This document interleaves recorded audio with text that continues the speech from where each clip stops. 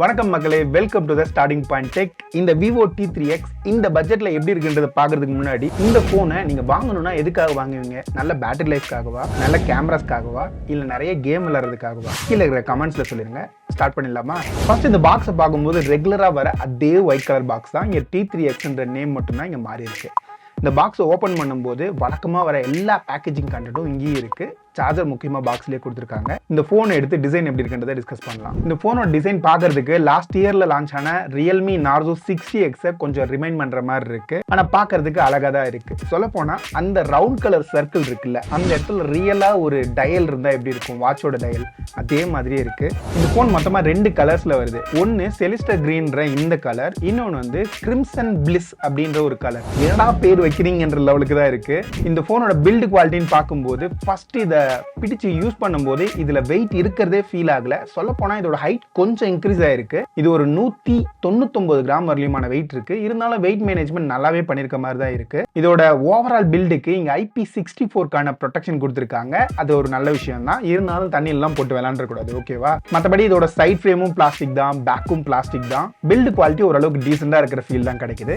வேகமா இதோட over view எப்படி இருக்குன்றத பார்த்தலாம். ஃபர்ஸ்ட் டாப் சைட்ல பார்த்தோம்னா இங்க எதுவுமே கிடையாது. இதே ரைட் சைடு வந்தோம்னா volume up and down button, பக்கத்துல பவர் பட்டன் இருக்கு. இதே தான் இங்க ஃபிங்கர் பிரிண்டாவும் வேலை செய்யும். அப்படியே இங்க லெஃப்ட் சைடுல வந்தோம்னா ஒரு சிம் கார்டு ட்ரே இருக்கு. இங்க ஹைபிரிட் சிம் ஸ்லாட் கொடுத்திருக்காங்க. எய்தர் ஒரு சிம் ஒரு மெமரி கார்டு சப்போர்ட் பண்ணும், இல்லைன்னா 2 சிம் கார்டு நீங்க போட்டு யூஸ் பண்ணிக்கலாம். இங்க பாட்டம்ல பாருங்களேன், 3.5mm ஜாக் இன்னுமே ரீட்டன் பண்ணிருக்காங்க. பக்கத்துல ஒரு பிரைமரி மைக் இருக்கு. அதுக்கு பக்கத்துல ஒரு டைப் சி போர்ட் கொடுத்திருக்காங்க. வேற என்ன, ஸ்பீக்கர் தான். இங்க டுவல் ஸ்பீக்கர் சப்போர்ட் இருக்கு. ஒன்னு இங்க மேல இருக்கிற இயர் பீஸ் இருக்குல்ல, இதோட இன்டகிரேட் பண்ணிருக்காங்க. இப்போ இதோட டிஸ்பிளே பத்தி பேசணும்னா இங்க சின்னலாம் ஓரளவு குட்டியா இருக்க மாதிரி தான் இருக்கு. இங்க 6.72 இன்ச்சுக்கான ஃபுல் HD டிஸ்பிளே கொடுத்திருக்காங்க. இது LCD டிஸ்பிளே தான். இதோட வியூவிங் ஆங்கிள்ஸ் குறை சொல்ற மாதிரி இல்ல. வீடியோ பிளே பேக்ல உங்களால 4K வரலையும் பிளே பண்ணிக்க முடியும். பார்க்கிறதுக்கு கலர்ஸ்லாம் நல்லா இருக்க மாதிரியான ஒரு ஃபீல் தான் கிடைக்குது. இங்க பிரைட்னஸ் பத்தி பேசும்போது 1000 nitsக்கான பீக் பிரைட்னஸ் கொடுத்திருக்காங்க. இன்டோர் அண்ட் அவுட்டோர் யூசேஜ்ல பெரிய இஷ்யூ இருக்கிற மாதிரி நான் ஃபீல் பண்ணல. இருந்தாலும் ரியல்மி P1 கம்பேர் பண்ணும்போது ரொம்பவே பிரைட்னஸ் கம்மியா இருக்கிற ஃபீல் தான் கிடைக்குது சைட் பை சைட் கம்பேர் பண்ணும்போது. அப்புறம் இது 120 Hz ரிஃப்ரெஷ் ரேட்டோட வருது. இது யூஸ் பண்றதுக்கு இதோட டச் எல்லாம் ஓரளவுக்கு ரெஸ்பான்சிவா தான் இருக்கு. ஆனா ஒரு மைனரா குட்டியா ஒரு லேக் நீங்க கண்டிப்பா ஃபீல் பண்ணுவீங்க. அப்புறம் வேற என்ன, இதோட finger print side finger print தான். இதோட குவாலிட்டி நல்லா தான் இருக்கு. யூஸ் பண்றதுக்கு ஒரு நல்ல கம்ஃபர்டபுளா இருக்கு, ஸ்பீடாவும் இருக்கு. அப்படியே இங்க ஃபேஸ் அன்லாக் பத்தி பேசும்போது இதுவுமே அக்யூரேட்டா எந்த பிரச்சனையுமே இல்லாம இருந்துச்சு. அடுத்தது அதோட காலிங் எக்ஸ்பீரியன்ஸ் பத்தி பேசும்போது இங்க செகண்டரி மைக்லாம் கிடையாது. ஓரளவுக்கு டீசென்டான காலிங் எக்ஸ்பீரியன்ஸ் இந்த போன்ல கிடைச்சிச்சு. இங்க வாய்ஸ் ஓவர் NR சப்போர்ட் இப்போதைக்கு கிடையாது. வரும்போது நான் கீழே இருக்கிற கமெண்ட்ஸ்ல அப்டேட் பண்ண ட்ரை பண்றேன், ஓகேவா? இதோட டுவல் ஸ்பீக்கரோட குவாலிட்டி இந்த பட்ஜெட்டுக்கு ஓரளவுக்கு நல்லாவே இருக்குன்னு சொல்லலாம். ரொம்ப பெர்ஃபெக்ட் இல்ல, ஆனா நல்லா இருக்கு. அடுத்தது இங்க நெட்வொர்க்ஸ் பார்க்கும்போது மொத்தமா 8 5G பேண்ட் கொடுத்திருக்காங்க. இங்க 5G பேண்ட் மேட்டரே கிடையாது. நீங்க தமிழ்நாட்டில் யூஸ் பண்றீங்கன்னா இந்த 8 5G பேண்ட்றது எனஃபா இருக்கும். இல்ல நீங்க நிறைய இடத்துல டிராவல் பண்றவங்களா இருந்தீங்கன்னா ஒரு 13 5G பேண்ட் இருக்கிற போனா நீங்க பார்த்து சூஸ் பண்ணிக்கோங்க. இந்த 5G பேண்ட்ன்றதோட அந்த போன் எந்த அளவுக்கு இருக்கிற நெட்வொர்க் ஏரியால பெர்ஃபார்ம் பண்ணுதுன்றதா மேட்டர். இங்க 5G ஸ்பீடை பொறுத்த வரைக்கும் அரௌண்ட் ஒரு 500 Mbps மேல எனக்கு ஸ்பீட் கிடைச்சிச்சு. மற்றபடி இங்க NFC எல்லாம் கிடையாது. வைஃபைல 5 சப்போர்ட் தான் கொடுத்திருக்காங்க. ப்ளூடூத்ல 5.1 வரலையும் இருக்கு. ரெகுலரா வர எல்லா சென்சாரும் இதுலயுமே இருக்கு, ஓகேவா? இப்போ இந்த ஸ்டோரேஜ் பத்தி பேசும்போது மொத்தமா 3 ஸ்டோரேஜ் வேரியன்ட் இருக்கு. இங்க LPDDR4X RAM தான் கொடுத்திருக்காங்க. இங்க UFSல 2.2 வரலியமான ஸ்பீட் கிடைக்குது. ரீட் அண்ட் ரைட் ஸ்பீட் ஓரளவுக்கு டீசெண்டா இருக்கு இந்த பட்ஜெட்க்கு ஏத்த மாதிரி. அடுத்ததான் இங்க ஓவர் பில்டப் கொடுத்த ஏரியான்னு பார்த்தோம்னா இதோட பெர்ஃபார்மன்ஸ் தான். இங்க ஸ்னாப்டிராகனோட 6 Gen 1 யூஸ் பண்ணிருக்காங்க. ஆனா இங்க ஒரு பெரிய ட்விஸ்டே இருக்குன்னு சொல்லலாம். ஃபர்ஸ்ட் நான் Antutu ரன் பண்ணும்போது இதோட பெஞ்ச்மார்க் ஸ்கோர் அரௌண்ட் ஒரு 5.3 lakhs வரலையும் கிடைச்சிச்சு. இது பிராண்ட் கிளைம் பண்ணதோட ஒரு 6% கம்மியா இருக்கிற ஃபீல் தான் கிடைக்குது. அது மட்டும் இல்லாம கிக்பெஞ்ச் ஸ்கோரும் சரி, 3D மார்க்கோட ஸ்ட்ரெஸ் டெஸ்டும் சரி ஓரளவுக்கு டீசெண்டா இருந்தாலும் தெர்மல் த்ராட்லிங் ரொம்பவே அதிகமா இருக்க மாதிரியான ஃபீல் தான் கிடைக்குது. இங்க ஸ்டெபிலிட்டின்னு பார்த்தோம்னா ஒரு 80% ஸ்டெபிலிட்டி தான் கிடைக்குது. இந்த டெஸ்ட்டை ரன் பண்ணும்போது ஒரு நிமிஷத்துக்குள்ளேயே த்ராட்லிங் வந்து 100%ல இருந்து 80% வந்துருச்சு. அந்த 80%ல அப்படியே ஸ்டேபிளா ரன் ஆயிட்டு இருந்துச்சு. இது மட்டும் கிடையாது, இந்த 6 Gen 1 எல்லா போன்லயும் பிரச்சனையா தான் இருக்கு. இன்னுமே பெருசா ஆப்டிமைஸ் பண்ணாம தான் அந்த ப்ராசஸர் ரன் ஆயிட்டு இருக்க ஒரு ஃபீல் தான் கிடைக்குது. இதோட கேமிங் எக்ஸ்பீரியன்ஸ் பத்தி பேசும்போது இங்க இன்னொரு ட்விஸ்ட் Vivo கொடுத்திருக்காங்க. என்ன இங்க பிரச்சனை அப்படின்னா, நேத்து தான் ஸ்னாப்டிராகனோட 6 Genல இருக்கிற ரியல்மி P1 Proவை நான் ரிவ்யூ பண்ணியிருந்தேன். அங்க PUBG விளையாடும் போது எனக்கு 60 FPS வரலியமான சப்போர்ட் இருந்துச்சு. இந்த போன்ல வெறும் 40 FPS வரலையும் தான் சப்போர்ட் கொடுத்திருக்காங்க. சரி, அதுவா ஸ்மூத்தா இருந்துச்சான்னு கேட்டா அந்த அளவுக்கு ஸ்மூத்னஸ் எனக்கு இந்த போன்ல ஃபீலே ஆகல. இது ஒரு டவுன் கிரேட் பண்ண ஸ்னாப்டிராகனோட 6 Gen 1 ப்ராசஸர் மாதிரி தெரியுது. எதுக்காக இதை லிமிட் பண்ணியிருக்காங்கன்னு எனக்கு சத்தியமா தெரியல. கேமிங் எக்ஸ்பீரியன்ஸ் ரியல்மி P1க்கு அடுத்த இடத்துல இதை கன்சிடர் பண்ணலாம். 3வது பிளேஸ்ல மோட்டோ G64 இருக்கும்.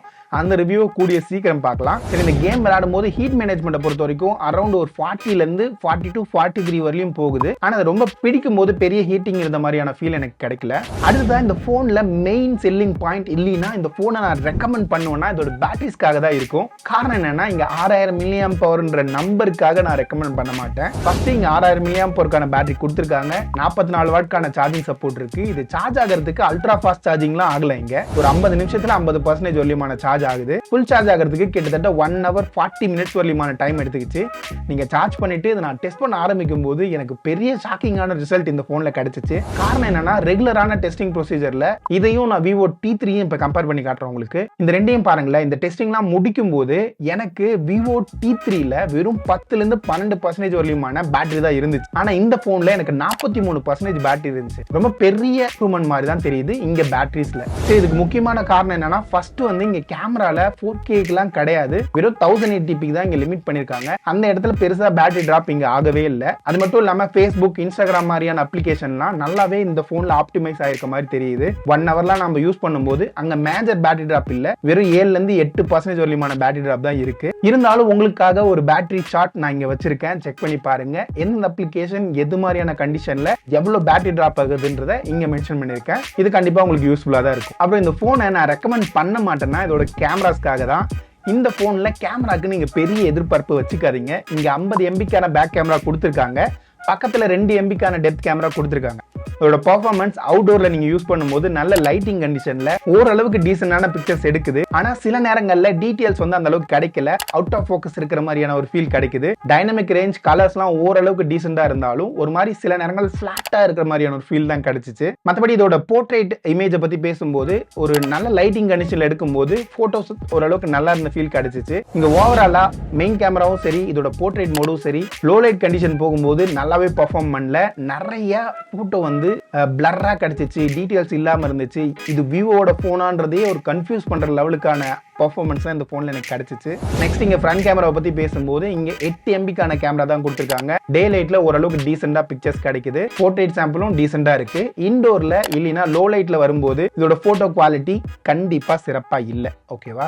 அடுத்தது அதோட வீடியோஸை பத்தி பேசும்போது இங்க ஃப்ரண்ட் கேமரால 1080pல 30 FPS சொல்லி உங்களால ரெக்கார்ட் பண்ணிக்க முடியும். இதோட சாம்பிள்ஸ் ஓரளவுக்கு டீசெண்டா இருந்துச்சு. ஆனா டைனமிக் ரேஞ்ச் சொல்லிக்கிற லெவலுக்கு இல்ல.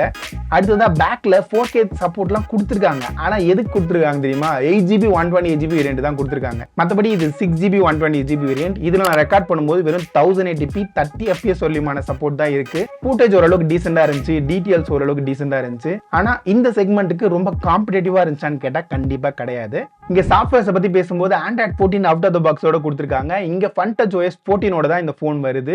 இங்க Vivo 2 வருஷத்துக்கான OS அப்டேட்டும் 3 வருஷத்துக்கான செக்யூரிட்டி பேட்ச் அப்டேட்டும் ப்ராமிஸ் பண்ணிருக்காங்க. இது ரொம்பவே நல்ல விஷயமா தான் தெரியுது இந்த பட்ஜெட்டுக்கு. அடுத்ததான் இந்த போனை நான் பூட் பண்ணும்போது எக்கச்சக்கமான ப்ரீ இன்ஸ்டால் அப்ளிகேஷன் இந்த போன்லயுமே இருக்கு. கிட்டத்தட்ட ஒரு 54 அப்ளிகேஷனுக்கு மேல இங்க ப்ரீ இன்ஸ்டால் அப்ளிகேஷனா இருக்கு. இதுல ஒரு 11 அப்ளிகேஷனை ஒரே கிளிக்ல உங்களால அன்இன்ஸ்டால் பண்ண முடியும். ஒரு சில அப்ளிகேஷனை டிசேபிள் பண்ண முடியும். இங்க FunTouch OSோட ஃபீச்சர்னு பார்த்தோம்னா டைனமிக் ஃபீச்சர்ன்ற இடத்துல எக்கச்சக்கமான ஃபீச்சர்ஸ் கொடுத்துருக்காங்க. அது மட்டும் இல்லாம ரெகுலரா வர screenshot, split screen, small window, இது மாதிரியான ஆப்ஷன்லாம் நிறையவே இருக்குன்னு சொல்லலாம். ஃபைனலா இதோட பிரைசிங் வரும்போது இங்க 4GB 128GB வேரியன்ட் 13,500 ரூபாய்க்கும், 6GB 128GB வேரியண்ட்டை 15,000 ரூபாய்க்கும், 8GB 128GB வேரியண்ட்டை 16,500 ரூபாய்க்கும் சேல் பண்றாங்க. உங்கள்கிட்ட கார்டு ஆஃபர்லாம் கிடைக்குதுன்னா இதுல இருந்து இன்னும் ஒரு 1,500 ரூபாய் வரலையும் டிஸ்கவுண்டட் பிரைஸ்ல உங்களால இதை வாங்க முடியும். இந்த பிரைஸ்க்கு இது வர்த்தான்னு கேட்டா 6GB 128GB வேரியன்ட் வரலையும் இது ஓரளவுக்கு வர்த்து மாதிரி தெரியுது.